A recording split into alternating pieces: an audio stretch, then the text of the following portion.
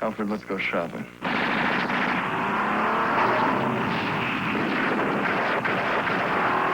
Batman's coming out this summer. And the third championship deciding moto. You could bet both Johnson on the 250 and Ward on the 500 were looking for individual wins to sew up the title for the U.S. The final moto of one of the most prestigious motocross events in the world was underway. Motocross Des Nations, 51 riders competing for the honor of their respective countries. For most, the muddy, slippery Unadilla track had been a nightmare. For others, like our first moto winner, Georges Jobet, the less than ideal conditions worked to their advantage, or should I say, to their liking. I like a lot the rain, the mud, because it's very heavy, very technical, very slippery. So you need a lot of technique, more than the speed. So that's what I like. In the early going of Moto 3, Team USA's Rick Johnson was liking it better than anyone else, including Jobet. The Honda rider from El Cajon, California, shot into the lead. He knew that if either he or Jeff Ward could win their class, then the U.S. would sew up their 7th straight Motocross Des Nations title. The pressure was on. If you think this was just another race, listen to Jeff Ward. Probably the biggest thing maybe all the riders think of is that they have a really bad day. And, things just don't go right. And if we lost the thing because of, specific rider having a really bad day, and which I think we're all spot on. That shouldn't happen, but bad luck strikes at the worst times, and that's what's gone through my mind. I know we have the ability to win, and I should really hate to lose it here in the United States. So it's got a lot of additional pressure than it usually has. Out of camera view, the Unadilla track claimed yet another victim. This time the victim was the reigning 500cc world champion. Georges Jobet had pulled off the track with several yards of track banners wound up in his rear wheel. That was the end of Belgium's championship hopes. The hopes of the Dutch team, however, were still alive. Kees van der Ven on a KTM was leading the 500 class. In the 250 class, his teammate John Vandenberg was running second behind Johnson. During the final laps, Johnson slowed slightly to guard his lead. Conversely, Vandenberg threw caution to the wind. The Dutch team needed to win both classes for the overall championship. Jeff Ward, meanwhile, had closed on Kees van der Ven, but did not appear to be making a 100% effort to catch the Dutchman. Was Ward holding back? Afterwards, it was learned that Ward was instructed to hold his position and not endanger the impending overall victory. At this point in the moto, Rick Johnson, Bob Hanna, and Jeff Ward were less than one lap away from claiming the team title. For the 7th straight year, American riders would reign supreme over the best the rest of the world has to offer.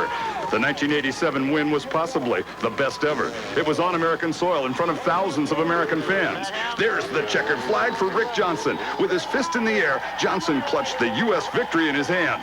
Ward held his position as requested, and the fans were rewarded with the sweet victory. On this day, it didn't matter if you played the game. What mattered was if you won or lost.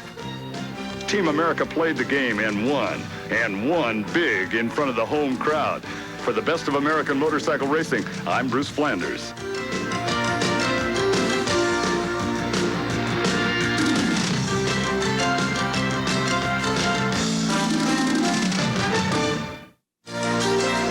The National Hot Rod Association presents Championship Drag Racing on ESPN Speed World. The NHRA, the world's largest motorsport sanctioning body, showcasing speeds in excess of 290 miles an hour and traveling the quarter mile in less than 5 seconds. Championship Drag Racing from the NHRA.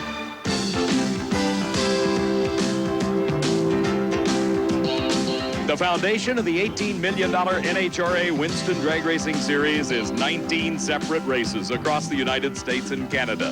The most recent event was in the Deep South at State Capitol Dragway near Baton Rouge, Louisiana, and the 14th annual running of the Citgo Cajun Nationals. The last two cars in Top Fuel, Gene Snow and Frank Hawley, came to the starting line prepared for a race that fans anticipated to be record-setting. Snow, the first NHRA driver ever in the 4-second range, had regained his performance, and the former two-time Winston Funny Car champion Frank Hawley was back in form. But a broken supercharger drive pulley brought an end to Hawley's race, and Snow blasted a 5.16 second elapsed time at over 268 miles an hour to take his first win since the 1988 Grand National. Funny car competition throughout 1989 has seen a different winner at each of the 5 previous events. The Cajun Nationals saw the first repeat winner as Mike Dunn followed his victory at the AC Delco Southern Nationals with the domination of the Baton Rouge funny car field. In the final round, John Martin came to the starting line to face him, but with a wounded race car. Martin's crew proved unable to repair all the engine damage suffered in his semifinal victory. Dunn won handily with a 5.63 second run at over 254 miles an hour.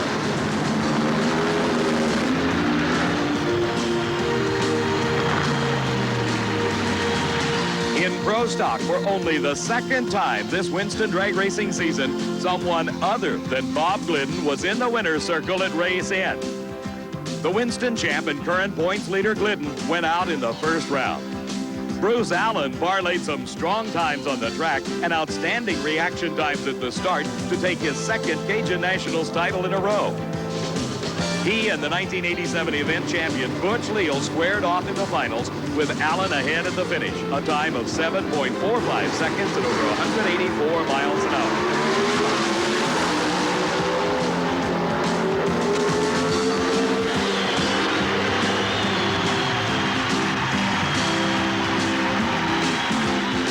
Now the racing focus shifts to Mid-Ohio and the celebration of the 25th annual running of the Budweiser Spring Nationals.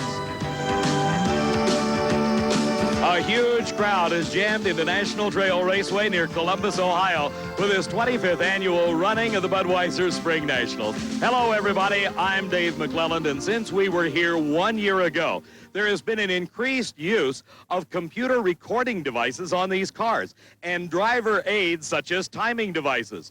All of this has resulted in a very complex sport and definitely increased performance. We've seen that here at the Spring Nationals. And for more on that story, here's my good friend Steve Evans. David, I find it fascinating that in this age of highly technical race cars, well, like Kenny Bernstein's machine, the only funny car to win 2 NHRA national events so far this season is this car driven by Mike Dunn, and everything on the machine is driver controlled. It has no onboard computer. The only Nitro funny car that does it. Mike does it all. The braking, the shifting, actuating the clutch. Mike Dunn is one fine race car driver. In fact, in round number 1, even though the engine broke a push rod right off the line and burned up down the racetrack, he did beat John Martin, the same guy he robbed of the Cajun Nationals title just a few weeks ago. They've installed a fresh power plant. All they have to do now is snap on the body and head for the staging lanes for round number 2. But conversely, on this technical thing, the most advanced car, maybe in top fuel, Gary Ormsby's machine, who has won 3 races this year, continues to lead the pack. In fact, here, National Trail's first ever 4-second elapsed time came in qualifying from Gary Ormsby of 4:99.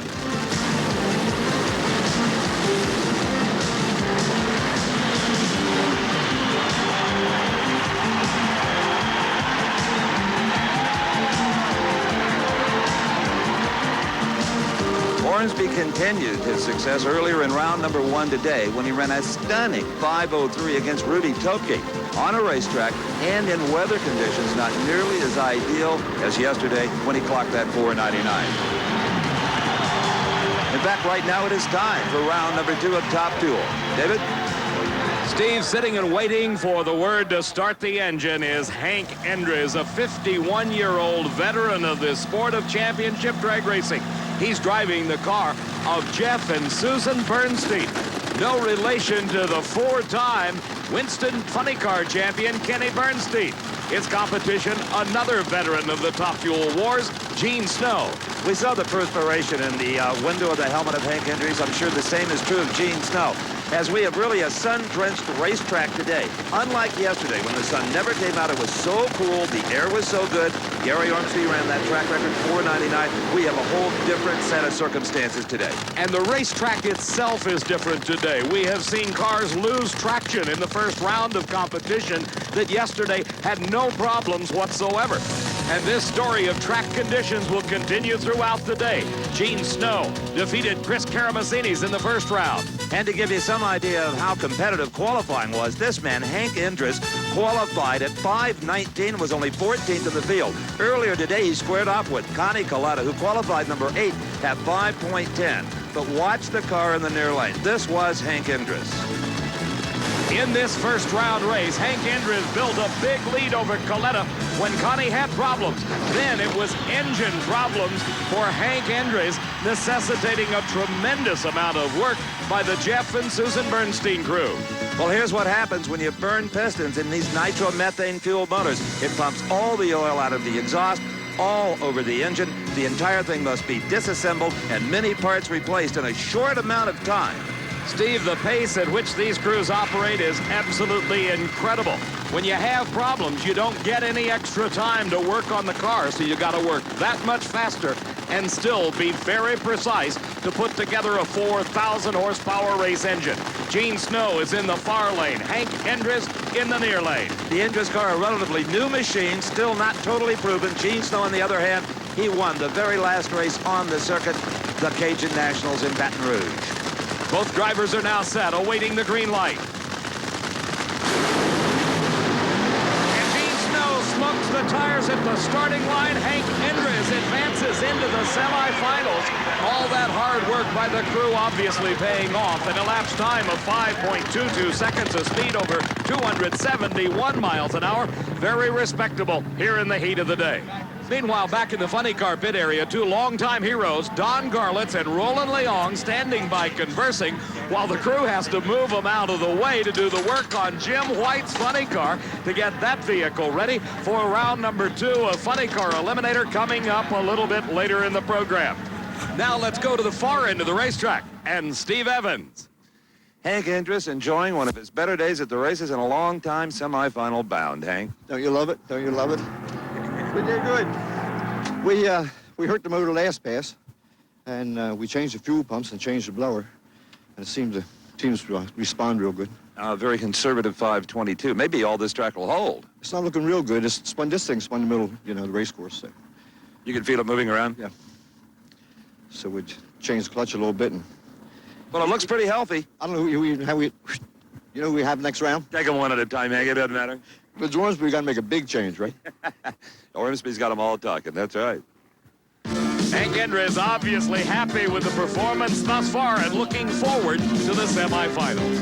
The 1989 NHRA Budweiser Spring Nationals is being brought to you by Budweiser. For all you do, this Bud's for you. And by Firestone. Watch us. We're on the move. And by Fran Bendix Auto Life. All quality products of Allied Automotive. Tom Hoover looking over the work, progressing on his funny car. He faces Mark Oswald in round number 2 of funny car. Later at the Spring Nationals.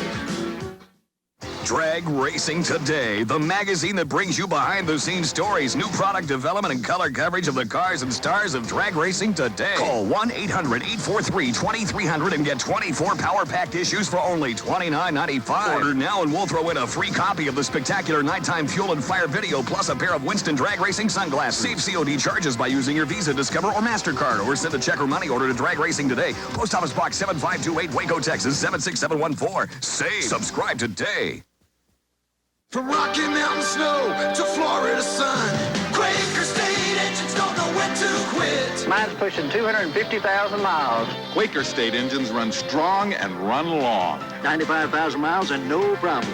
Quaker State is quality engineered to exceed every single car maker's U.S. requirements for maximum engine protection. This car's new. I'd be stupid not to use Quaker State. Quaker State engines don't know when to quit. The big Q stands for quality. Always has, always will. It's just a pure and natural beer for you. So icy cold, so crisp, so clear for you. The king of beer, so fresh, so true for you. You got the taste, this Bud's for you.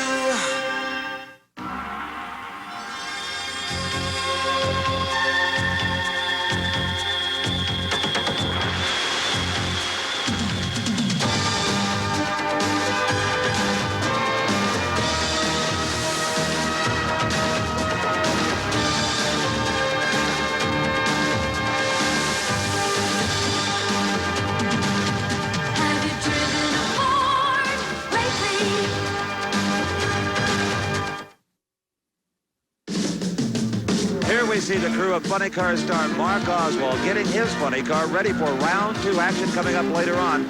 I'm Steve Evans along with Dave McClellan, and we're at the NHRA Budweiser Spring Nationals at National Trail Raceway in Central Ohio. Right now, top duel round number 2 continues, and here's the local boy, David. His name is Jim Head, and he has had quite a career in this sport, coming up from the Sportsman ranks, advancing into the nitro-burning funny car category. Jim Head won himself 3 national event titles, including a U.S. Nationals crown. His competition here in Top Fuel is the 1987 Winston champion, Dick LaHaye. And Dick LaHaye can tell you that winning that championship certainly is a thrill and worth a lot of money, but sometimes can be a bit of a jinx. The top fuel drivers historically have had a hard time repeating. Joe Amato, the 88 champion, struggling this season. But Dick LaHaye is back on track. Witness his Southern Nationals victory just a few weeks ago. Qualified here in the number 8 spot at a nice 5:10. Jim Head qualified 12th with a 5:16 and defeated a tire-smoking Frank Cook, who fell prey and victim to the tire-smoking problems in round number 1. Jim Head had a quicker elapsed time in the first round than did Dick LaHaye. So that has given Jim Head the lane choice, and he has taken the near lane, as you can see, and that has been the favorite so far among drivers that have had that option. Steve, that lane choice may be an all-important factor throughout this entire race, as this racetrack with the sun bearing down on it changes, it seems, from run to run. And look, Dick LaHaye goes up in smoke. Now Jim Head smokes the tires, but he's not about ready to lift. Jim Head threads his way down this quarter-mile racetrack to a 5.51 second elapsed time. His speed, 264 miles an hour, and he advances into the semifinals. For the far lane of the racetrack, second race, same story. Gene Snow smoked the tires. Dick LaHaye did the same. Back in the funny car pit area for Mike Dunn, it's a bit of a family break in all the action. That's his daughter Samantha autographing a T-shirt. There's not only a tremendous amount of families involved in this sport as competitors, there's a huge number of families here as the largest crowd ever to attend a Spring Nationals at National Trail Raceways on hand. Let's go down to the far end once again. And Steve. Hometown boy or not, it pays to stay with it no matter what happens with the tires and the traction. Yeah, we weren't smoking the tires quite as bad as Dick was, so... You actually saw him? No, I saw him go away, and I knew he was smoking the tires bad, and then mine started to go away, and we've been working on this technique of trying to drive this race car when it's smoking the tires.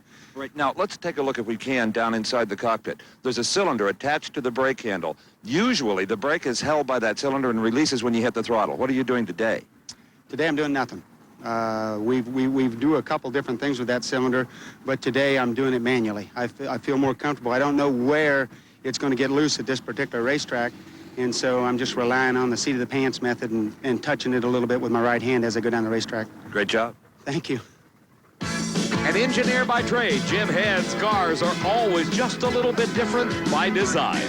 Back in the funny car pit area, this is Bruce Larson's pit. They're getting set for their second round race against Johnny West. Most car accidents happen in a showroom.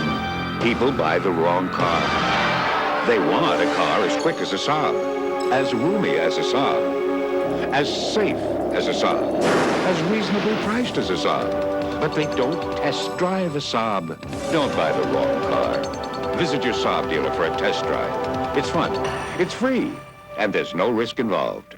Test drive the most intelligent car ever built at one of these Portland area dealers.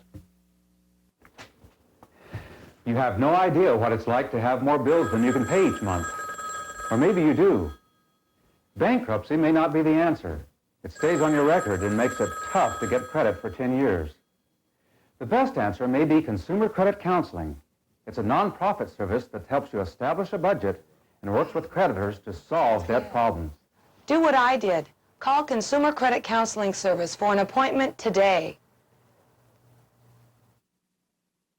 Yahoo, cowfolks! It's the greatest outdoor show on earth, the annual Calgary Stampede Championship Finals. There's fun for the whole family. That's Monday night at 9 Eastern only on ESPN. We're back in National Trail Raceway near Columbus, Ohio, and the 25th annual Budweiser Spring Nationals. This is Lori Johns, 23 years old, out of Corpus Christi, Texas. Her competition, the reigning Winston champ, Joe Amato. Well, Lori Johns here, uniquely enough, Dave, has lane choice over the reigning champ. She ran quicker in round number 1, and she has selected the near lane, and that's no surprise if you've been watching the action. With the tire smoking problems suffered by the 2 previous cars in that far lane of the track, Joe Amato, with his wife Jerry directing him back into his tracks, has got a monumental task ahead of him. Lori Johns broke onto the Top Fuel scene at the latter part of last season, and while she has yet to win her first national event title, she has qualified well at practically every race. Joe Amato is one of the finest drivers to ever strap himself into one of these steel cocoons. He has won 14 NHRA national events and wears the big number 1 on his wing. But earlier, in fact yesterday in qualifying, this was Amato in the right-hand lane, a ball of fire and pieces. With the engine behind Amato, Joe had no idea that the problem was as severe as it was. Finally, the oil got under the tires and he was forced to shut it off. The problems began the moment he hit the throttle and left the starting line. Steve had a chance to talk with him afterward. Joe, it's been a long, long time since we've seen you have big-time engine problems like you did here in qualifying. That's the first time, Steve, in 3 years that we've broken a rod on the engine. A push rod broke, actually, and it let the engine hydraulic, and it blew the rod out of it. Hydraulic meaning? It filled up with nitro, and it tried to compress a solid, and it won't do it. It can be even worse than you experienced. Yeah, ours was a minor one. The motor is probably repairable, and the heads are good and all, so it could have been a lot worse. Amato and his crew, headed by Tim Richards, put a brand new engine in for today's eliminations. But in the first round, when they beat Pat Dakin, they ran a tire-smoking 552. This combination has yet to be sorely tested. A lot of question marks. Amato far lane. Lori Johns. Amato is late, Dave. Very late, Steve. And Lori Johns has problems. But look, no tire smoke for Amato. And look at the time. 5.08 seconds, 284 miles an hour. Now that crew has the combination together on the TRW special of Amato. Well, Dave, that is a back-breaking elapsed time. 5:08, the second quickest we have seen today. Gary Ormsby ran quicker in round 1 at a 5:03, but it was a little bit cooler then. And speaking of Ormsby, look at this. He's in the next pair. He has lane choice. He is changing his mind and going into Amato's tracks. Can you blame him? Not at all, Steve. Once you see that quick elapsed time come up, you want to be on that same lane of the racetrack. And the number 1 qualified car, Gary Ormsby, with that 4.99 in qualifying, moved over into the far lane. That puts Dennis Forssell, with his crew chief Larry Frazier nearest the camera, into the near lane of the racetrack. Now let's go to Steve at the far end. Well, Joe, you had a little bit of luck in round number 1, winning even though you smoked the tires. Here you didn't need any luck. Tim Richards gave you a 5:08 out of this girl. 5:08 on this track, Steve, that's pretty impressive in this heat. You know, the car's had the horsepower all weekend, but just a tricky track, just trying to get it down there. You know, my guys have been working hard, and we've got that world championship monkey on our back. We're trying to shake it, buddy. You got behind a little bit when you blew that motor in qualifying. That always hurts. Set you back a bit. Yeah, you always come out with a new motor, and it's just hard to get down the track, you know, and then everybody's smoking the tires, you know. The crew has to do a good job. That's why you need Tim Richards and the guys. This one makes you smile. Yeah, you got to be smiling. It's been tough lately. Probably one of the biggest reasons it's been tough on the reigning champion Joe Amato is this man, Gary Ormsby, winner of 3 out of 6 national event titles thus far this season, and a commanding lead at this point in the championship points chase. Gary Ormsby's car has had all the competitors talking, Dave, as you know. Not because of the wins that he's accomplished, because of the incredibly quick elapsed times the car and driver have been able to put together. In fact, NHRA had a private look at the car with Ormsby and crew chief Lee Beard's cooperation. They declared the car absolutely legal. That's all they would say. But now they have passed a new rule going into this event, no attachments to the throttle pedal. Has Gary Ormsby had a trick they have taken away from him? Maybe we'll find out today. Ormsby's competition here in round number 2 of Top Fuel is Dennis Forssell. In his first round race, he was matched against Darrell Gwynn, the winner of 6 national events last season. And Dave, the Gator Nationals in Florida this year. Now this was earlier today, round 1. Keep your eyes on the Coors Extra Gold Special in the near lane. That is Darrell Gwynn. We've talked about how tricky this racetrack has been. Well, Mr. Gwynn found out firsthand he smoked the tires and almost took it too far. Steve, he almost lost it and put it into the guardrail. Dennis Forssell, the Simpatico Special, advanced to round number 2 with that 5:29. Well, Dave, as you well know, when you're seriously gunning for the season-end championship, a first-round loss can be just devastating. Darrell, sorry to see you out. Well, you know, that's right, Steve. And especially when you pull the starting line, just about knowing you're going to smoke the tires when you see just about every car smoking the tires. We're not dealing with the same racetrack. We didn't qualify. Not at all. And, you know, when pulling to the starting line and trying to cut a good light and trying to do everything right, knowing that you're going to have to pedal the car going down the racetrack is it's a day's work in 5 seconds. Well, you gave it your best. Well, thank you. We'll be back.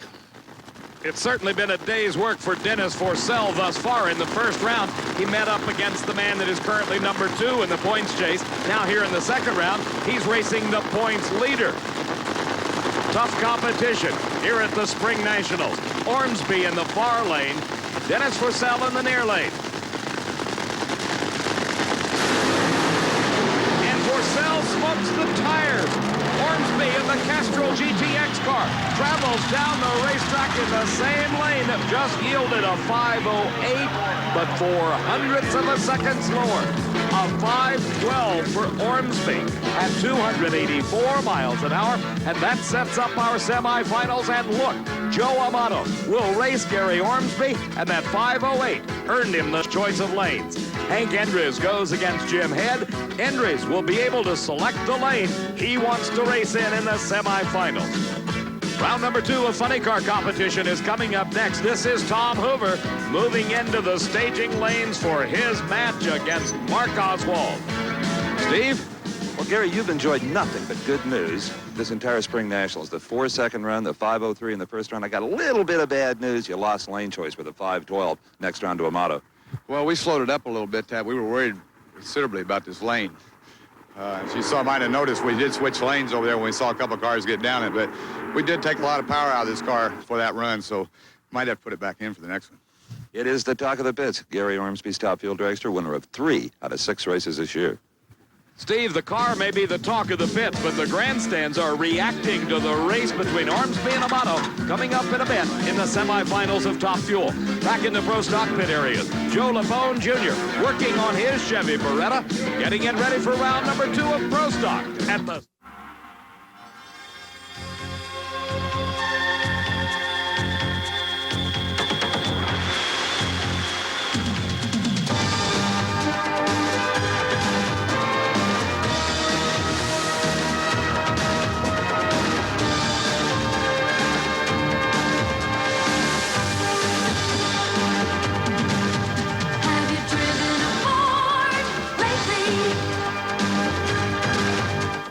A few words on business and change.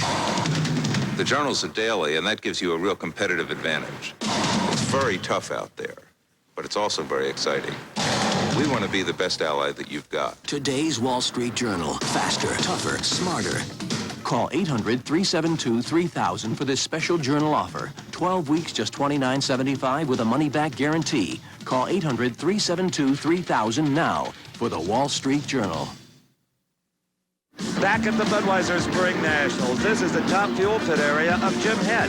They're not concerned here about making more power. What they want is to take the power they've got and put it to the ground when they face Hank Endres, who has almost 0.3 of a second on the hometown hero.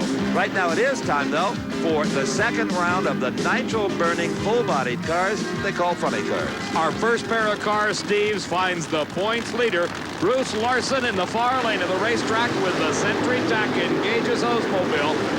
His competition is the brand new Chevy Beretta-bodied car of Johnny West. As you may remember, Johnny West was the driver last season for the Hawaiian Roland Leong. But over the winter, he built this new car and came out with his whole new racing operation that is his own at the start of this season. But what a story Bruce Larson has been. After nearly 30 years of drag racing on many different levels, finally at the age of 51, he makes his mark. He won the Winter Nationals, the season opening race out in Pomona, California, was runner-up at the Gator Nationals when he crossed the center line when he had the race won over tire-smoking Ed McCullough. Larson has got the big guns nervous. And here he's up against a man you don't shake very easily. Johnny West built his own car with his own hands. Body, interior, everything, Dave. Bruce Larson qualified number 2 at this race with a 5.30 second elapsed time. And in the first round, he raced against Art Hendy, the team of Hendy and Worsham out of San Bernardino, California. And Steve probably put down one of the most impressive runs of this race, including the 499 by Ormsby. Absolutely. Ormsby's 499 was done in perfect conditions. As you've already already learned today is not like yesterday, but this was earlier today. In the far lane was Bruce Larson just running away from Art Hindi to a new NHRA national record, 5:25. What impressive performance came from Bruce Larson in round number 1. Steve talked with him. This racetrack in round 1 has intimidated a lot of drivers, but not Bruce Larson, a brand new national record of 5:25. All right, great. We were kind of scared because there were a lot of cars smoking the tires out there in the middle, and I was ready to just feather the throttle and pull the brake and try to make it down the track, and it hooked up. So you didn't have to do anything other than just drive it? I didn't have to do a thing. You know, they are still doing the book work. You may have a backup in qualifying. Your 5:30 may back that up. I'm sure Dave will find out for us. If it does, that's 200 points. That's great. We can use them right now. We want to spread that thing out, spread that lead out real big. Okay, great job. Thanks, Steve. The record holder. How about it? Dave, you got the information yet on that backup? Steve, immediately after that, we were happy to report that the 5.30 set in qualifying by Bruce Larson was within the required 1% of the backup for the national record. So at 5.25 seconds, he earns himself 200 bonus points. And don't you know, Johnny West is aware he's against the quickest of the quick, and he overpowers the near lane. As so many other racers have done, West goes up in smoke, but Larson continues to dominate this national trail quarter mile. 5.35 seconds, his speed 276 miles an hour, a very safe run for the points leader. And with our next pair fired and ready here in round 2 of funny car competition, you can bet the driver with lane choice, or maybe you can't bet on that. Mark Oswald has lane choice, and he is allowing Tom Hoover into that far lane. What do you think, Mac? Steve, I think that Mark Oswald and his crew chief, Leonard Hughes, is depending on that near lane being as good as it was in round number 1 when he ran 5:32 to defeat Frank Kramberger. And a problem has set in for Mark Oswald. The smoke coming out from under the car, and you can see a track of moisture going down behind the Motorcraft probe. And look at the oil on the racetrack. There has been some serious engine damage. They're pulling him off to the side to get the oil out of the center of the lane. Well, Mark Oswald had absolutely no idea of what was happening there, Dave. He probably still had oil pressure on his gauge. He was backing up until he got the cut sign. Not Mark's fault, that oil's out there. The track of oil coming out of the water box in the burnout area down track, and that will mean an end of the racing day for Mark Oswald and the Candies and Hughes Ford Probe. For Tom Hoover and the Champion Auto Stores Showtime Pontiac, he gets a big break. He also got a big break in round number 1 when he raced Don Prudhomme, the number 1 qualifier, with a 5:27. Prudhomme in the far lane with the Skoal Bandit Pontiac had serious engine problems and gave a big break to Hoover, who advanced to round number 2. A brave Steve talked with Don Prudhomme. Well, brakes don't get much tougher than the one that just hit the low qualifier in funny car Don Prudhomme. Oil under the tires, a broken engine, everything went bad. Yeah, all in one run. Yeah, I just, what can I tell you? Everybody tried real hard. The crew did a good job. It's just one of those things. That's drag racing. Just a parts failure. Yeah. Well, they kicked the tires loose, and which came first, the oil or the tires? The tires blew loose first, and then it, threw a rod out of it for some reason. We're not sure why. It's disappointing. We felt like we had things going our way. Well, sooner or later you'll get them, Snick. Thank you. And obviously disappointed Don Prudhomme looking at the damage. Hoover with a bye run now in round number 2, the second big break for Tom Hoover. Mark Oswald climbing out of his Ford Probe. He's headed back into the staging lanes, and certainly he is disappointed. Well, if I was Hoover, Dave, he collects it off to save the parts. I think I'd just keep driving right to Atlantic City and put everything on the pass line the way his day's going. One lucky day for Tom Hoover. This advances him now into the semifinals of Funny Car Eliminator. He obviously is foregoing lane choice by virtue of his 12-second elapsed time. But Hoover, at the rate his luck is holding out, doesn't really care whether he has lane choice. Back in the Top Fuel pit area, this is one group that is very happy to have the choice of lanes. This is Joe Amato's crew. They're getting his mount ready for the race against Gary Ormsby, coming up later at the Budweiser Spring Nationals. Don't be alone. Call the Love Line. Dial 1-900-909-2424. You'll be connected with up to 10 friendly people who want to meet you. Don't be shy. Call now and listen in. Dial 1-900-909-2424. Thousands of satisfied singles have already discovered the Love Line. Join the fun. Dial 1-900-909-2424. Call now. Just $2 the first minute, 45 cents each additional.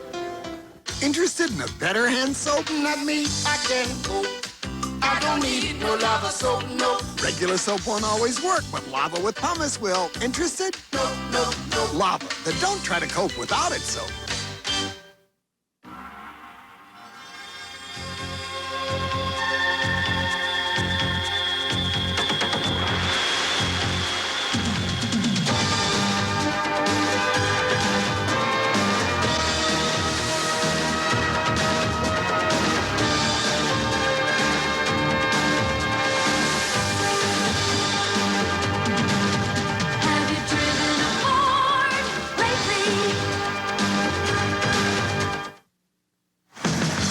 The most prestigious and grueling race in the world continues. See the world's greatest cyclists compete in the ultimate test of human will, the Tour de France, Tuesday night at 8 Eastern on ESPN. ESPN is your ticket to the NFL when the San Francisco 49ers and Los Angeles Rams go head-to-head. The Super Bowl champion 49ers enter a new era as their new coach faces his first live test. The Rams clash with their fierce Western rivals in the Far East at the American Bowl in Tokyo. Mike Patrick and Joe Theismann bring you the preseason premiere of NFL football. Saturday night, August 5th, live on ESPN.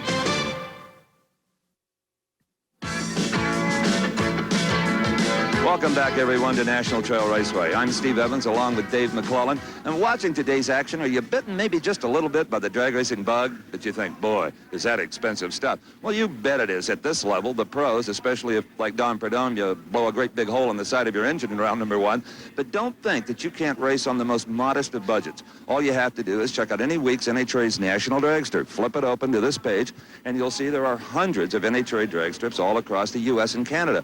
And just about all of them run weekly programs. Just fun drag racing, for right off the street cars to budget hot rods you can buy or build yourself.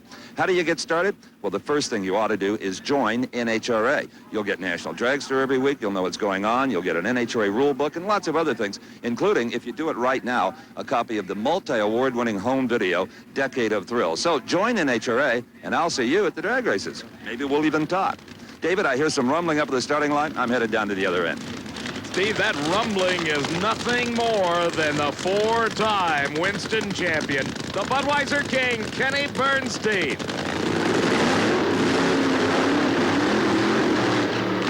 What an action-packed, drama-filled Spring Nationals this has been for Bernstein. He qualified at this event on his last attempt. Qualified well, I might add, with a 5.32 second elapsed time.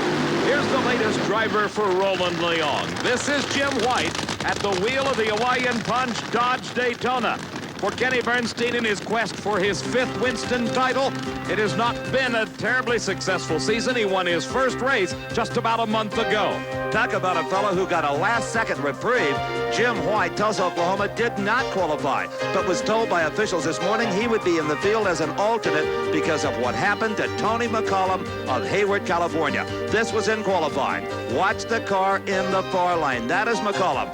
Right at the finish line, kaboom. The blower explodes and literally shreds the fiberglass body. The further he drove down the racetrack, the more of that car that came apart. The good news, Tony McCollum was uninjured. Well, Tony, I know to all of us it was a great relief when we saw you get out of that car unhurt. Yeah, well, it was a she banged one, but it didn't seem all that violent inside of the car. Just a bunch of tin in my face. Outside that, she was normal. That's about the most body damage I've ever seen in a funny car from what you say was a rather simple blower explosion. That body is ruined. Yeah, I can see that. I mean, it kind of hurts me because as I'm trying to get more confident with the car, it's the second time she blew up in my face, and I'm kind of get fed up with it now. Can't blame me for that. Hope to see you back. Thank you. Steve, I don't know anyone that wouldn't get fed up with engine parts and body parts coming back into their face at over 260 miles an hour. On the starting line, completing their burnout procedure, Kenny Bernstein and Jim White. And even though he struggled in qualifying, Kenny Bernstein came back in round number 1 this morning and ran a 5:33, almost as good as anybody has done other than Bruce Larson. But let's remember that Jim White in the first round upset John Force. So anything is possible under these conditions on a racetrack like this. Bernstein just smokes the tires, loses total traction, and crosses the center line. And Jim White advances to the semifinals in this surprise pack Spring Nationals.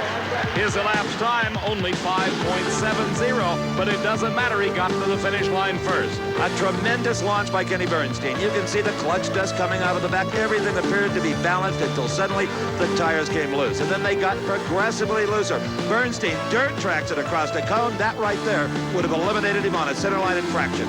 The loss by Kenny, number 2 in the point standing, certainly opens the door for Bruce Larson to further extend his lead in the Winston Championship. Here is the 2-time winner thus far this season, Mike Dunn, the champion at the Cajun Nationals and the Southern Nationals. The competition for Dunn is Chuck Etchell. Let's go to the far end of the racetrack. Steve Evans is with a very fortunate Jim White. Yesterday afternoon late, you and car owner Roland Leon sat in your pits just totally and completely depressed. You hadn't qualified, and here we are.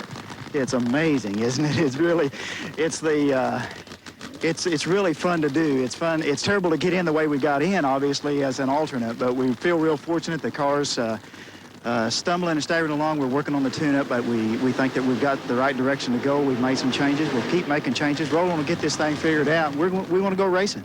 Well, you know, you may have the right balance of power for this racetrack as it is right now. I think so. We talked about it. We talked about hopping the motor way up and putting a lot of clutch on it and try to run 530 with Bernstein. And we said, no, let's don't do it. Let's just do what we're doing. It may be plenty. Indeed it was. Great job. Thank you, Steve. Now there's a man that looks like he is having the greatest day on a racetrack that he's had in a long time. Jim White, he's into the semifinals. Mike Dunn smoked the tires on his second burnout. He is one of the few cars still utilizing a transmission, and Mike Dunn just absolutely fried the tires on his second burnout, indicating a loss of traction. Chuck Etchell's campaigns 2 nitro burners, his own funny car, and a top-fuel dragster driven by Paul Smith. And Chuck Etchell's in the far lane, David, as you know, had a terrific qualifying effort at 5:39. One of the few funny cars able to get into that 5:30s. Only half the field could do it. Mike Dunn was a bit quicker yet, though, at a 5:36. But that doesn't mean a thing. Qualifying is qualifying. Today is race day, and where there's smoke, there's fire. That was not a good sign off of Dunn's tires. And that's why it's not. Mike Dunn lost traction immediately. Chuck Etchell's thinking that Dunn may be alongside, keeps his foot in it, and his 6.84 second elapsed time gives credit to the power available in these cars. Imagine you're smoking the tires practically the entire quarter mile, and you still travel in less than 7 seconds. Mike Dunn was first to smoke the tires, and I think that gave Chuck Etchell's the inspiration, really, to stay with it. He didn't see Dunn, and all he's thinking is get your foot off the gas, try to get back on the gas. Let's get to that finish line. He's holding his breath at this point, and as we saw, he did it. Not with spectacular performance, but that's not what matters. Getting the win light is what counts in this sport of drag racing. There are no second chances. So Chuck Etchell's has lost lane choice in a big way to Bruce Larson in the semifinals of funny car. The other half of the semis line, Tom Hoover against Jim White. Even though he's an alternate, White will have the lane choice. That man is on a roll. In the Pro Stock pit area, Bob Glidden and family readying the Ford Pro for round number 2 of Pro Stock Eliminator. Grandson Brandon looking on. Shiloh Inns, Seaside and Lincoln City. 2 of the finest year-round oceanfront resorts on the Oregon coast. Outstanding food and beverages.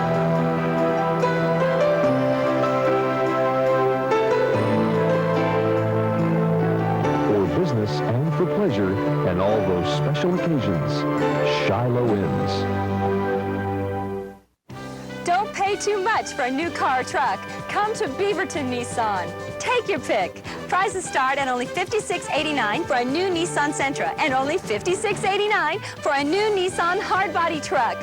Compare our Beaverton Nissan prices with prices from any other dealer. You'll see Your best buy is right here. So come to 3855 Southwest Cedar Hills Boulevard. See us at Beaverton Nissan. Don't pay too much.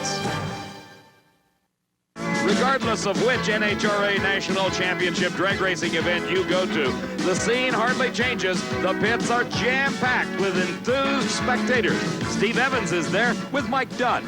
Well, Mike, we've talked earlier about how you can control your destiny in the cockpit. I thought it might be an advantage on this slick track, but boy, lots of smoke in round two. Yeah, well, it didn't really help us here. I just didn't give enough brake. The track wasn't really there, and I should have gave a little more brake on the starting line. Got a little greedy, and it bit us this time. Steve, this day at National Trail is turning out to be one of finesse. Mike Dunn didn't quite have the finesse to get his car down the track without smoking the tires, and in Pro Stock, the same rules apply. You saw Warren Johnson a moment ago just absolutely shake the car and lose traction, and he lost the race to Mark Powick.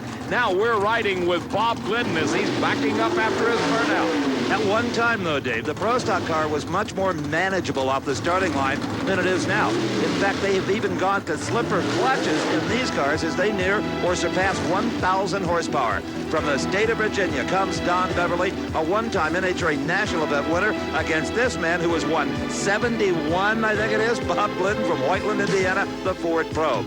Now, earlier against this man, Larry Morgan in the Oldsmobile, Glidden had another first-round scare. Remember, he was eliminated round number 1 at the Cajun Nationals. Watch this. The green and white car far lane moves first. Glidden has to play catch-up. Moving through the gears, the car moving around in the middle of the racetrack, and yes, but just by inches did Bob Glidden get to the second round, a 7:39. Glidden qualified in the number 1 spot, a 7.35 second with the Motorcraft Ford Probe. Don Beverly ended up in the number 5 position with a 7:38. That's how close racing has become in Pro Stock Eliminator. The Crown Petroleum Oldsmobile.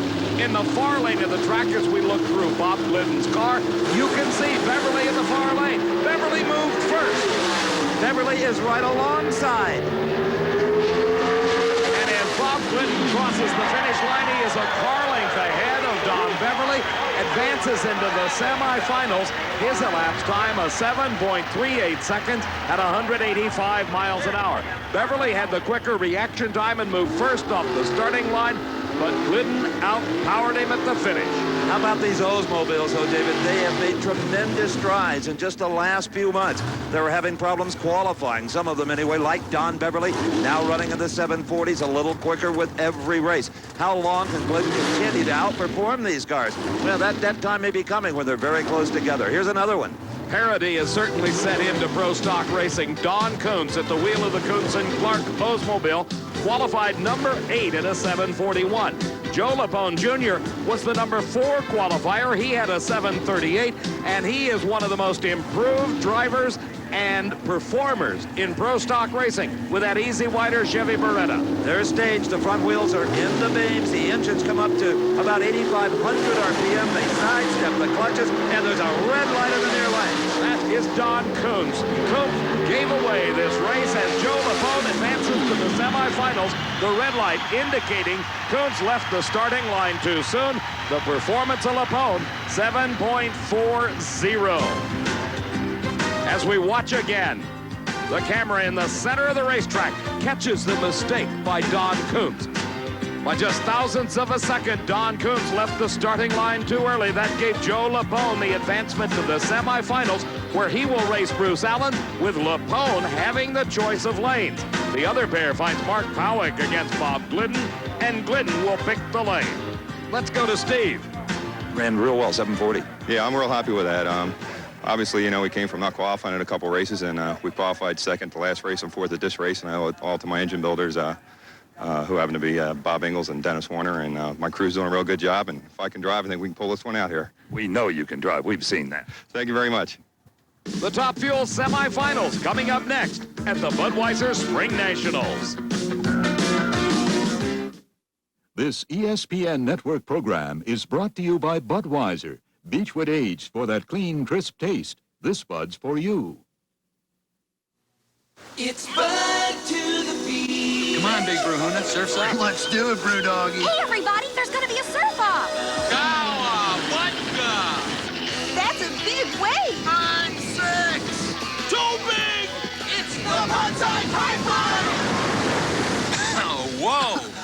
huh? Who won? Next time, let's just arm wrestle. What's that? Hey, buds, now you can get a special offer on Bud to the Beach sunglasses. Just look for this display wherever you buy Bud or Bud Light. William Hurt, Kathleen Turner, and Gina Davis in The Accidental Tourist, nominated for 4 Academy Awards, including Best Picture. Enjoy The Accidental Tourist now on video cassette, and nominated for 7 Academy Awards, including Best Picture, Dangerous Liaisons. Glenn Close, John Malkovich, and Michelle Pfeiffer in the delightfully decadent Dangerous Liaisons. Now you can bring home both Dangerous Liaisons and The Accidental Tourist on video cassette. Formula One drivers try to catch defending champion Ayrton Senna at the fastest track on the circuit. See the Grand Prix of Britain from Silverstone, Sunday at noon Eastern on ESPN. There is nobody having any more fun at this drag race than the man in that white car. Not the 40,000 people in the seats, not you at home or Dave McClellan and I in the booth. That's Hank Andrus. He's in the semifinals at Top Fuel, and he's up against, however, Dave, a man who has this crowd riding with him. Jim Head in the purple and gold Top Fuel dragster. This man is from Columbus, Ohio, Jim Head. He is making the best showing thus far this season. He has had a trouble-plagued early part of the year. Engine explosions, severe damage to the car. For Andrus, this whole new operation with Rob Flynn, the crew chief. The advisor on this team is Bill Schultz, one of the most respected men in nitro racing. You heard Jim say earlier he's not using any of the automated systems on this car. He's driving it strictly by feel, releasing that brake when the green light comes on, and then kind of hanging on to it, trying to slow the wheel speed and keep the tires up with the racetrack. Now both drivers concentrating on getting a good start. The crowd intently watching the starting line at National Trail Raceway. And a tremendous advantage for Hank Andrus at the starting line. Jim Head actually ran a quicker elapsed time, a 5.29 second time to the 5:31 for Andrus. But the advantage that Andrus had when he left the starting line is very difficult to overcome. You got to feel for Jim Head. Nothing wounds a driver's pride worse than being late. Watch this. Hank Andrus does not cut a particularly good light. Something had to have happened inside that cockpit we're unaware of to distract Jim Head. He is just not that late, as a rule. Here is a close-up view of the leave by Hank Andrus. And when we say leave, he left Jim Head sitting on the starting line. Hank Andrus advances to his first ever NHRA National Event Final, and now coming into the burnout area is the race of the day in Top Fuel Eliminator. Joe Amato with lane choice is in the far lane of the track. Gary Ormsby nearest the camera. Let's go to the far end. Steve Evans. If anyone dares to tease Hank Andrus about a little gray hair, all you have to do is show him the time slip for this run. Your 5:31 beat Jim Head's 5:29. Oh, that great, huh? Every once in a while you do a race, Steve. I think the car owners are going to be real proud of you. There, we've been leaving good, pretty consistent, and we stepped up. What, you run a 31, you say? You bet. I think that's all your crew chief Bill Schultz expected it to run, all he was looking for, really. And try and be consistent and, not overburden the track and not hurt anything. That's important. How long has it been since Hank Andrus has been in a final round at a big NHRA event? Never. That's what I thought. Time, that's 30 years. Boy, we're going to have some fun now. Steve, he's already having the time of his life, but a tribute to the tenacity of Hank Andrus. Here's Gary Ormsby. This is one of the few times this season that the Castrol GTX car has not had the choice of lanes. As he told Steve Evans a little bit earlier after the second round race, they had backed it down just a bit, maybe a bit too much, and that let Amato slip by and get the lane choice. Even the racers have come out of the pits to find a place on the fence to watch this one. Two of the best in the world of NHRA Top Fuel racing. And it is Ormsby going up in smoke. Joe Amato streaks down across the finish line and into the finals with a 5.23 second elapsed time. His speed, 275 miles an hour. And the quest for the Winston points chase tightens considerably with Ormsby going out. Now the reigning champion Amato has a chance to move forward. The quicker reaction time went to Joe Amato as Ormsby just instantly went up in smoke. Down across the finish line, Amato had no difficulty whatsoever earning the right to race Hank Andres in the finals of the Budweiser Spring Nationals. Now let's go down to the far end of the track and Steve Evans. Well, against Joe Amato, the car that supposedly never smokes the tires and always leaves first. What is this, yoga? This is yoga. I said I was going to stand on my head when I beat Ornsby in that green car, and now he's down, buddy. Well, the green cars, I was about to say, that never smokes the tires and always leaves first. Well, he smoked the tires and didn't leave first. You did. Well, Steve, I knew it was going to be a close race. Timmy just said, go up there and do your job. After the last light, I didn't get such a good light, but the car's been struggling all weekend, and we've been struggling. You know, if we can win this next race, maybe we can get that World Championship monkey. It's sitting right there looking at me. Back in the pro stock pit area, Mark Howick is thinking about one problem that he confronts in the semis. That's Bob Glidden.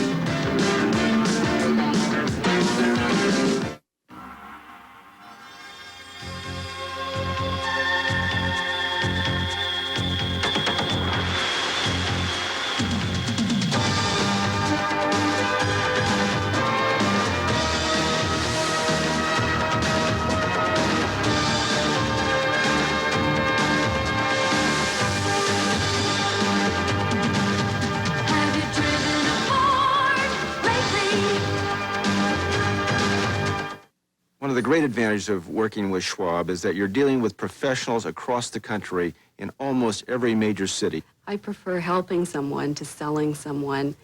To me, that's the Schwab difference. The reason why I like working for Charles Schwab, it's an incredibly innovative company, and there are many things you can get involved in. It's not just stocks and bonds. Call today for free information about Schwab services. 800-873-8900. At the Budweiser Spring Nationals, there's a treat in store for everyone. You're looking inside the engine of Bob Glidden. That's about all you're going to get to see. He won't even show us much more. Let's go to Gary Ormsby's pit area and Steve. Gary, the invincible car has fallen. Yes, it has, Steve. Kind of surprised us a little bit, but actually we came out of this race unscathed regardless of who wins it. Points-wise? Points-wise. I think we'll move up probably another 400 from where we came in here. We definitely wasn't the way we wanted to go out, but it was Joe Amato's birthday. I give him a birthday present.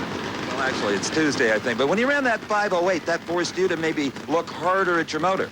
It really did. We probably should have left it like we did the round before when we ran the 12, where we softened everything up. But we figured he was going to go for it, and he proved to be the smarter one today because he did not hop his motor up, and we did, and he's in the final round. Next race is Montreal. You'll be there. We sure will. Thank you, Steve. The psychology of top fuel racing as experienced and explained by Gary Ormsby. Bruce Larson on the starting line. He has been the dominant force throughout this event. His competition, the surprising Chuck Etchels. This is the semifinals of Funny Car. A couple of Northeastern competitors. Bruce Larson, who's a full-time racer and full-time businessman. He's in the lightning management business. You think funny cars at Chuck, try to manage lightning sometime. And Chuck Etchell's a businessman as well in the printing and engraving field. Now, you saw the body was up briefly on the Bruce Larson car. That's no concern. That's just a routine. Etchels now following the directions of his crew chief, Paul Smith. Paul wants him to be over on that track just a little bit. Just a few inches could make all the difference in the world in trying to find traction here on the National Trail starting line. Larson, of course, has been able to do that with some success, as credited with the new national record of a 5.25-second elapsed time.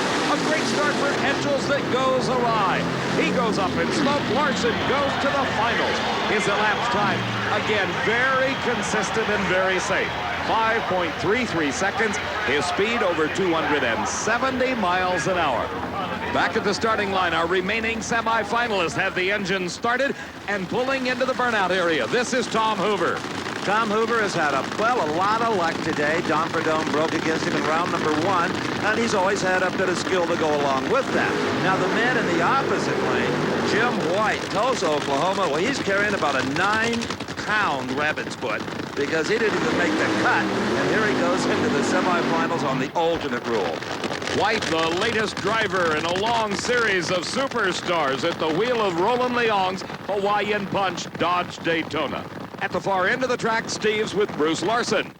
Joe Amato's teammate, Bruce Larson, I don't believe he's going to stand on his head. You never can be too sure.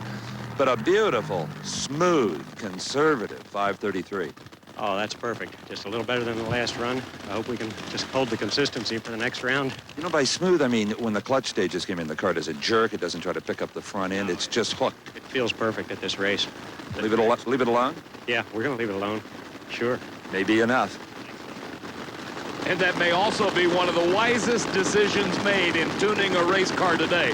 Just leave it alone, particularly when you're running as good as Bruce Larson is. Tom Hoover against Jim White. One of these two drivers will move into the finals and face the mountain that is Bruce Larson. Absolutely, and I don't look for low ET of the Spring Nationals from either one of them. But as tricky as this event has been so far with the heat and the humidity and the changing conditions, this race could belong to anybody. This one belongs to Tom Hoover. The Pontiac Firebird moves into the finals with a 5.55 second elapsed time. Based on their performances, Bruce Larson has a huge advantage. But as Steve pointed out, the way the day is going, anybody could win it. The lane choice, of course, will go to Bruce Larson in his final round race against Tom Hoover for the Spring Nationals Funny Car title. The crew on Jeff and Susan Bernstein's car getting it ready for driver Hank Andrews. He's got to race Joe Amato in the Top Fuel final in just a bit here at the Spring Nationals. We're walking with Tom Hoover down here, Dave. They had to hand push the car off of the racetrack. And Hoove, a 555, is really not in the Larson League. What are you going to do? I tell you, Bruce is having a terrific weekend. This car is the fastest one out here today. 555 was an early shutoff. I had the car very backed off to try and get by the Hawaiian there. I was so afraid of the track, smoking the tires. Yesterday, the car ran 543, 240, and we had a little problem, but there's some 30 power there, and we'll see if we can do better and build a little surprise for Bruce and give him our best shot. Thanks, Doug. The call is out for the semifinals in Pro Stock.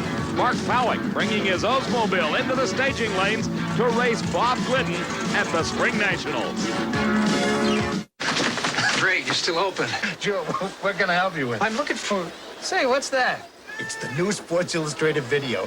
ESPN's amazing Biff, Bam, Boom, Anything Goes bloopers. That's some name. And they mean it. It's the wackiest, goofiest thing I've ever seen. Look at this nutty football. These guys could use padding. Ah, this looks great. And these guys could use sidelines. What is that, lacrosse? Or kill the guy with the ball? Ah, man, I bet that hurt. You think that hurt? Try this stuff. Ooh, now that is amazing. Never seen so much wild stuff. There's plenty more in this video. Hey, where'd the mountain go? Oh, watch that guy go flying. And that guy. Hey, 2 hands for beginners. 3 points for him. They must open up the secret vault to get footage like this. Now that horse is smart. Come on, buddy, clean up your act. Wipe out, wipe out, wipe out. This stuff is hilarious. It's the craziest sports video I've ever seen, and I've seen a lot. I'm sold. What's it cost? I wish I could sell it to you, but I got it free with my paid subscription to Sports Illustrated. Wow, I've been thinking of subscribing to SI. Do it now, and you get SI'd almost 50% off the total cover price. You're kidding. I just called their toll-free number and got 21 issues of SI, including their great football and baseball coverage, the big 35th anniversary issue, and the free 1990 swimsuit issue. I like it for the fashion. Yeah, me too. And I got the video for free, all for 3 easy payments of $9.95 each. That's all it costs? Like I said, it's almost 50% off. So I get 21 issues of SI, including the free swimsuit issue and the preview issues for almost 50% off, and Biff Bam Boom free? That's what I got. Hey, thanks. I'm going to go call Sports Illustrated right now. Hey, didn't he come in here for something?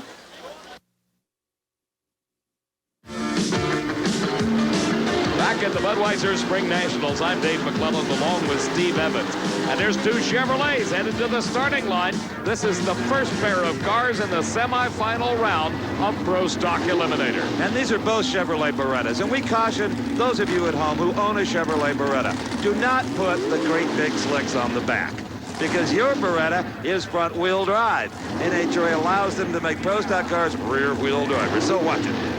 Also, Steve, it's a little tough to find your late model Beretta with a 500 cubic inch thundering V8 under the hood. But one thing that they do have in common with a street-driven Beretta, and that is the silhouette of the body. It has to conform exactly to the production automobile, with the exception of that scoop and a little bit of the spoiler on the rear. Joe Lapone Jr. in the far lane. In the near lane, Bruce Allen. Lapone with the lane choice by only 1/1000th of a second.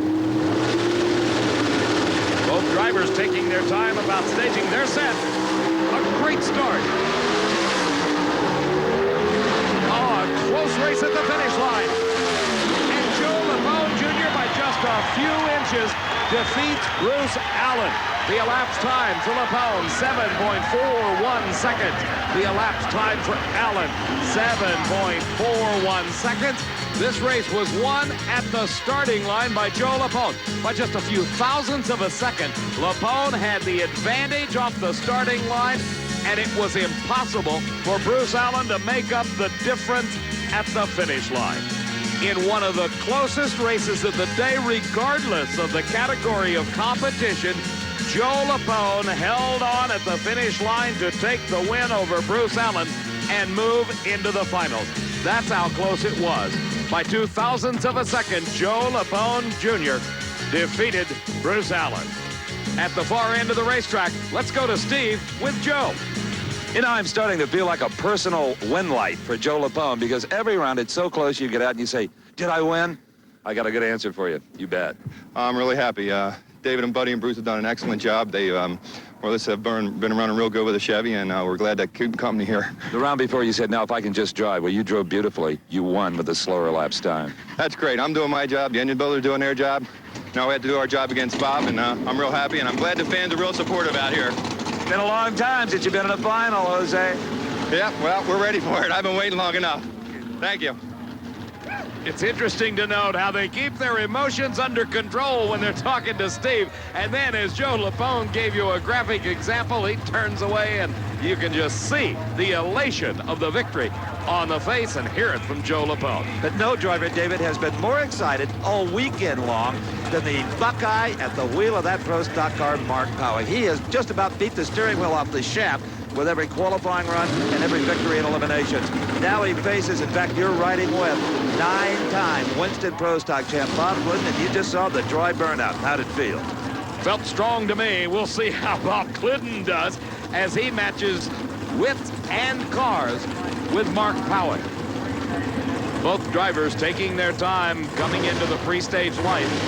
Staging process conducted by some light beams that go across the starting line.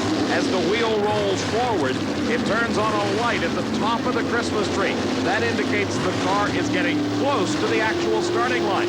Then the driver pulls the car forward just a few inches more. The tree flag is green, and down the track they go. Bob Glidden pulling the levers on that Ford, and he pulls ahead of Mark Powick and takes the win. Bob Glidden moves into another final round appearance, but this time he will not have lane choice. Joe Lapone, in defeating Bruce Allen, had an elapsed time that was 2/1000ths of a second quicker than Bob Glidden. Thus, he will pick the lane in the finals of Pro Stock Eliminator. In the funny car pit area, you may think it is a replica of a pipe organ. No, it's just the exhaust headers. On Bruce Larson's funny car, they've disassembled that racing engine to get it ready for the final round race against Tom Hoover, coming up later at the Springnationals. Well, Bob Glidden, a 741, has silenced the enthusiasm of Mark Powick. A nice run. You lost lane choice to Joe Lapone, who hasn't been this hot in a long time. Joe's really running well here. I don't know what happened in the run between he and Bruce, but, you know, I knew Bruce was going to be hard to beat. Joe's been running well the last couple of races, but, you know, a lot of people can run well and not get to the final round or not win. Joe's going to be a tough one. I can see that right now. And he's always tough on the starting line when he gets in this kind of a cycle. He's always been tough against me. I don't know how he is against anyone else, but we're going to have our act together. Is there more in the Ford Probe? Something happened on that run. I don't know if I lost a collector and ran over it, but I nearly crossed the center line, and I think we'll get straightened around here. If anybody can, the 9-time champion can. The finals coming up next at National Trail Raceway and the 25th annual running of the Budweiser Spring Nationals. At Sid Dorn Chevrolet, it's our Buyer's Choice sale. You choose rebates up to $1,000, 2.9 financing, half payments first year, $89 down, or no payments till September. Your choice from our largest inventory ever might be this '89 T-Top Camaro. $89 down delivers, and payments are only $139 a month. At Sid Dorn Chevrolet, it's your choice. We're at 8150 North Lombard near the St. John's Bridge. I'm Sid Dorn. Come see us first for a Dorn good deal. Yep, that's me, Buster, owner of Buster's Texas-style barbecue restaurants. You know, making the best barbecue in town isn't as easy as you might think. We start early making our own world-famous barbecue sauce, smoking beef brisket, ribs, and chicken for up to 12 hours in a genuine mesquite wood pit. There's no pre-made salads or beans in my place. We make everything here but the beer. So when you want real barbecue, lunch or dinner, come to Buster's. Buster's Barbecue.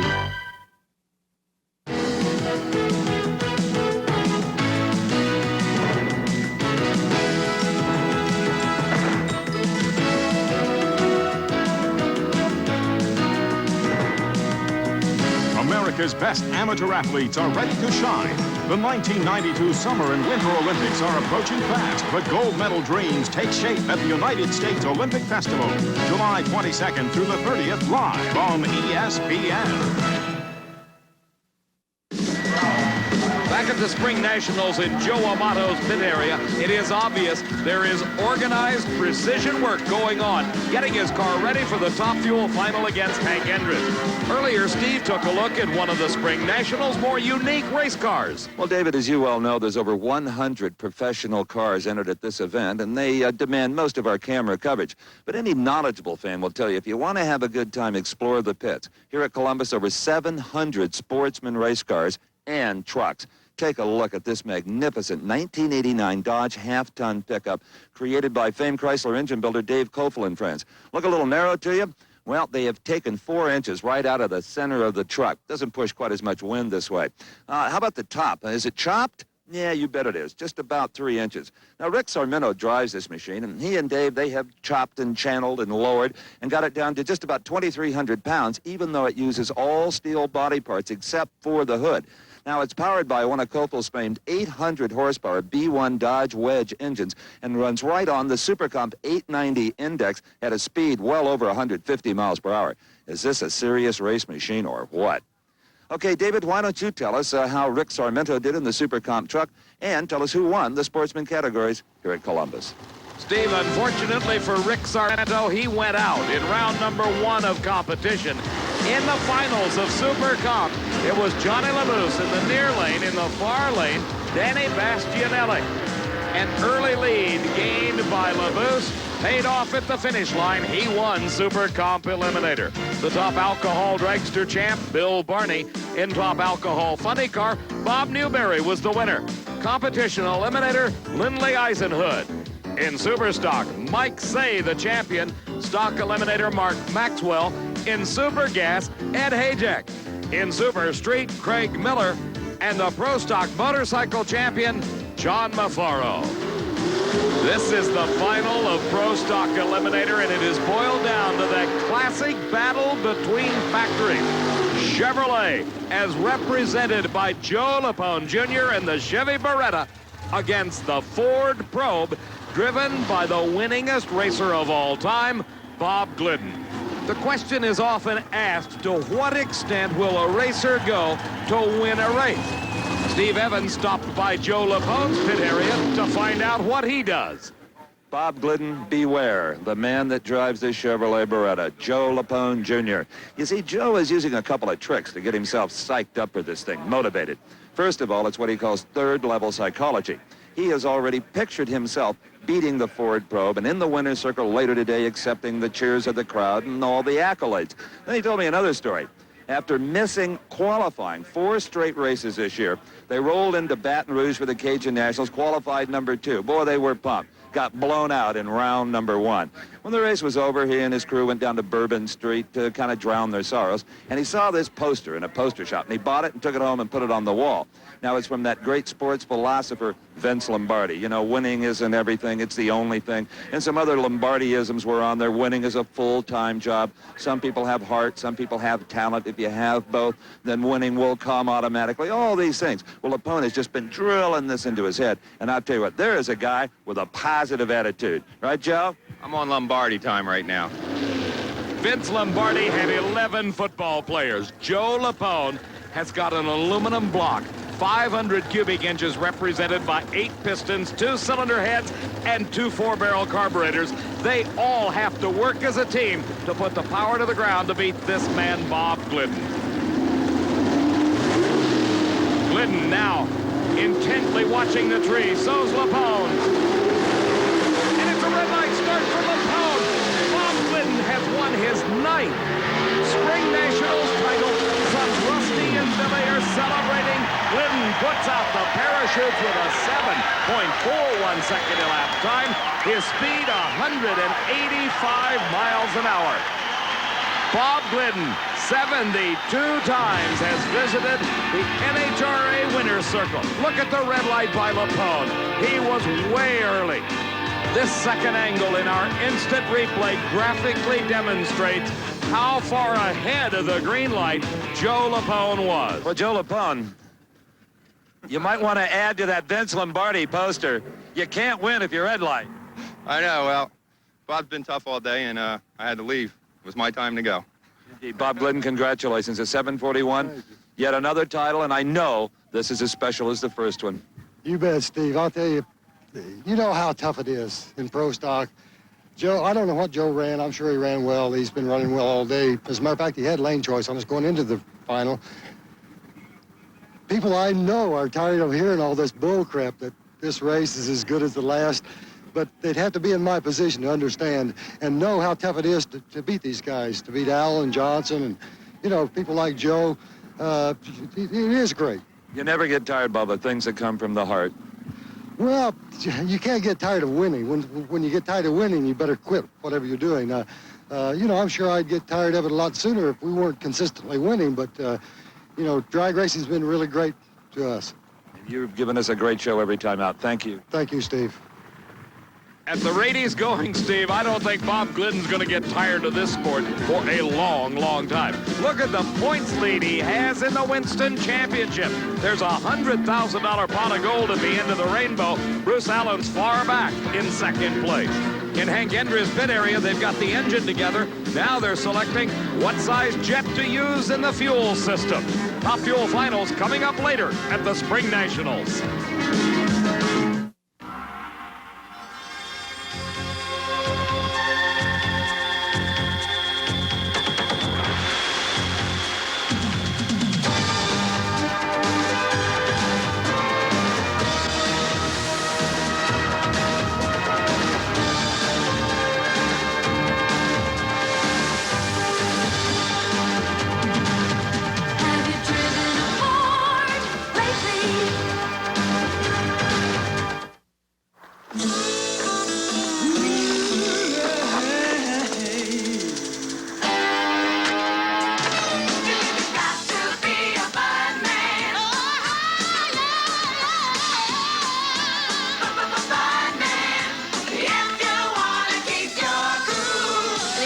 For an ice cold Bud? And where does she come from?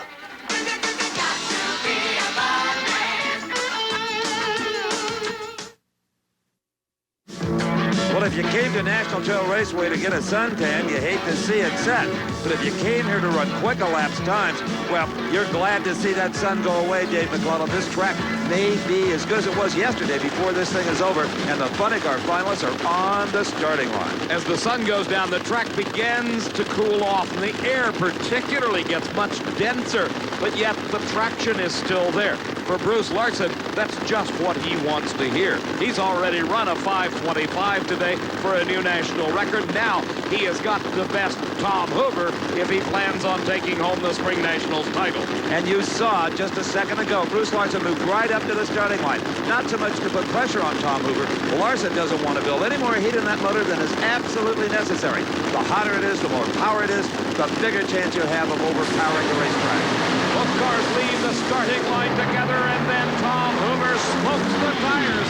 And Bruce Larson has captured the Spring Nationals title with a 5.42-second elapsed time, 275 miles an hour.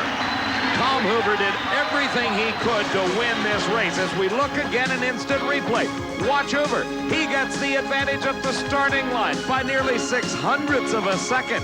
But his misfortune set in a few hundred feet down track. That's when the car lost traction, the tire smoke billowing off, the ultimate in burning rubber, allowing Bruce Larson to move by and take the win. For the second time this year, Bruce Larson now has the chance to stop and see Steve Evans. The horn is blowing for Bruce Larson. Maynard Yangst and the crew jammed into the station wagon, and you deserve all the applause you're going to get, my friend. What a day. You gonna throw me in the pool? Yeah. Thanks a lot, guys. And I'll tell you, and this one came without a lot of parts breakage. Maynard Yangst, the crew chief, is right here to our right. Maynard, great job. Thank you very much. We went to a whole new clutch program for today, and it really fared out well for us. What a driver, huh? How about it? He's doing the job all day, too. And Bruce, more points. You continue to lead now by a bigger margin. Thanks a lot, Steve. You know, the Century Tax and Gage's Oldsmobile funny car just ran terrific all day. Absolutely, just like a machine. These guys are the key to the whole thing. Okay, thank you, Bruce. Congratulations again.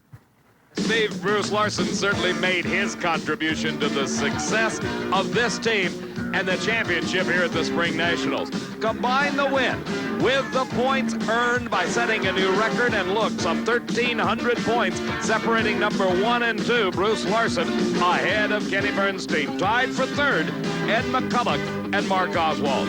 Our finalists in Top Fuel, Hank Endres and Joe Amato, getting set.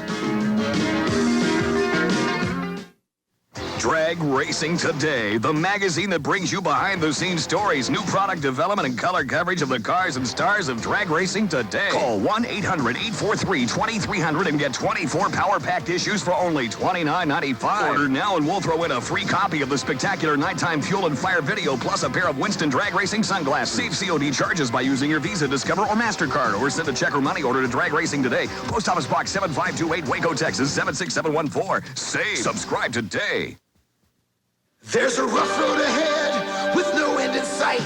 Quaker State engines don't know when to quit. Quaker State is quality engineered to exceed every single American, European, and Japanese car maker's U.S. requirements for maximum engine protection. So pistons are protected from friction mile after mile. Valves are protected from wear year in, year out. That's why Quaker State engines run strong and run long. Quaker State engines don't know when to quit. The big Q stands for quality. Always has, always will.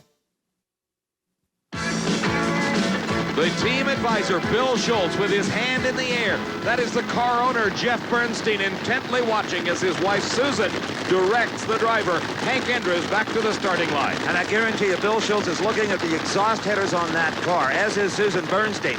This machine, as well as its run date, has not run on 8 cylinders all day long. Even Big Daddy Don Garland's a 3-time Winston champ was over there trying to give him a little tune-up. He suggested using a longer reach spark plug, an old trick Don the Snake Fidel uses when you get a pesky cylinder. Well, Endres, Steve, may need all the tricks he can find because he's got to race Joe Amato. He is on a roll. He's already laid away the 4-second car of Gary Ormsby. He himself has run 5:08 in that lane, which he, by the way, had the choice and selected this round. And then very craftily back the car down again, much like Bruce Larson has done with his car.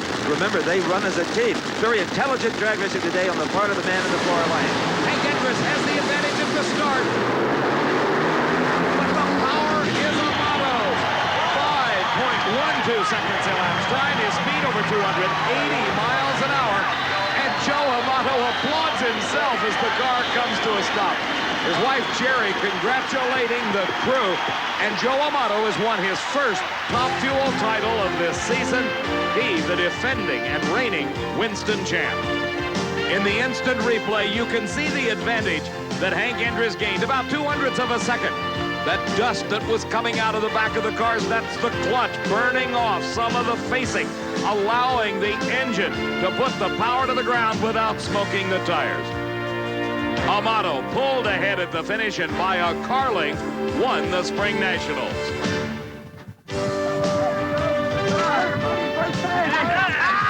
It is bedlam down here, Dave, as you can see. The first doubleheader for the Amato back team. Bruce Larson in funny car, Joe Amato in Top Fuel. I don't know if he's ever going to take his helmet off. Maybe he'll stand on his head again for us. I don't know. Joe Amato with a wonderful 5:12 elapsed time in the final round. Just what it takes to win it without smoking the tires. I'll tell you, it has been really crazy down here, everyone, but a whole lot of fun. Joe Amato frustrated. Seems to have had that Winston Championship jinx, but I think you've broken out of it now, champ. Yeah, monkey buddy, boom, he's gone. We're back. 5:12. Oh, thank you, Steve. Boy, my guys have been working hard all year. You know, World Championship, you get that monkey on your back. And it takes a lot of teamwork, and you got to stick to it. You got to keep smiling when the chips are down. That's why we got a good team, and I love this, to come back from something. When you're adverse, that's a sign of a true champion, when you can come back and do it. What a special treat to look over at that funny car behind you and see the same colors. Yeah, Bruce Larson in the Century Tax car, and we got the TRW car. All the people of TRW are here. That's you know, this is a dream come true. Always dreamed we'd have the two funny car and the Top Fuel dragsters in the final, and here we did it. There they are, the champs in Columbus. Tim Richards holds the wind all this, buddy. He's the guy who helps us up. Come on, Yanks. Maynard Yanks. Yanks is gonna the crew chief of the future. The only trouble with this deal is here. He's gonna want too much money. So we have to keep him down. My spokesman here. It's a shame Joe Amato shows no emotion when he wins. Congratulations to all the champions. Gary Ormsby holding on to his points lead in the number 2 spot. Darrell Gwynn, Dick LaHaye is third. Now Amato has moved up into the number 4 spot. For Steve Evans, I'm Dave McClellan saying so long from Columbus. The 1989 NHRA Budweiser Spring Nationals has been brought to you by Firestone. Watch us, we're on the move. And by Fram Bendix Autolite, all quality products of Allied Automotive. And by Quaker State Motor Oil, the big Q stands for quality, always has, always will. Coverage of the NHRA Spring Nationals has been a presentation of Diamond P Sports. ESPN.